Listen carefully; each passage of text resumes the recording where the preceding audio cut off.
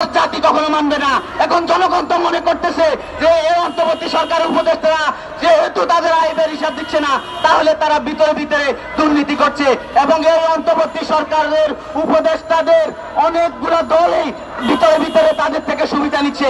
সেই জন্য অন্তর্বর্তী সরকারের উপদেষ্টাদের কাছে তাদের আয় ব্যয়ের হিসাব কোন রাজনৈতিক দল চায় না। রাজনৈতিক দলগুলো বলে তারা এই দেশে স্বচ্ছতা করবে, এই দেশে ন্যায় নীতি প্রতিষ্ঠা করবে। আর আপনারা ন্যায় নীতি প্রতিষ্ঠা করবেন সেটা তো বহু দূরের কথা। অন্তর্বর্তী সরকার এবং সমমর্যাদায় সম্পূর্ণ অফিসারদের আপনারা আয় ব্যয়ের হিসাব একবার নিয়ে দেখেন। সম্মানিত বন্ধুগণ, আপনারা জানেন যে আমি দুর্নীতি দুঃশাসনের বিরুদ্ধে 495 উপজেলা প্রদক্ষিণ করেছিলাম। সেই জন্যই আমি সব সময় যারা এই দুর্নীতি করবে তাদের বিরুদ্ধে আমি প্রতিবাদ আমার অব্যাহত থাকবে। সম্মানিত বন্ধুগণ, আপনারা জানেন যে আমাদের অন্তর্বর্তী সরকার এখন সারা দেশব্যাপী ডেভিল হান্ট অর্থাৎ শয়তানদেরকে তারা পাকড়াও করতেছে। একটা গণতান্ত্রিক রাষ্ট্রে সবচেয়ে বড় শয়তান হলো অনির্বাচিত সরকার। এই অনির্বাচিত সরকার দেশের মধ্যে সবচেয়ে বড় ডেভিল।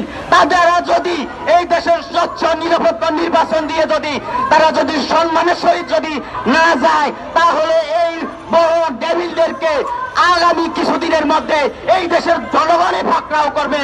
সেই দিন আর বেশি দূরে নয়। কিন্তু এই ডেভিল নামক এই দেশের অসংখ্য নিরীহ মানুষদেরকেও তারা হয়রানি করছে। কিন্তু তারা যে নিজেরাই সবচেয়ে বড় ডেভিল, তারা নিজেরাই যে সবচেয়ে বড় শয়তান, তারা সেটা নিজেরাই ভুলে গেছে।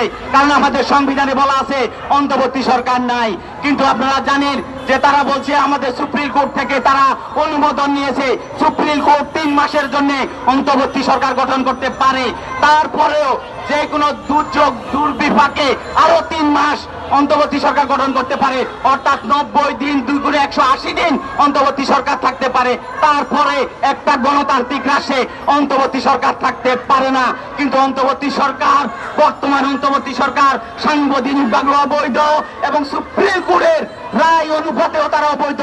একটা ডবল অবৈধ অন্তর্বর্তী সরকার এই দেশে সংস্কার করবে, এটা বাংলাদেশের আপামর জনগণ আর বিশ্বাস করে না।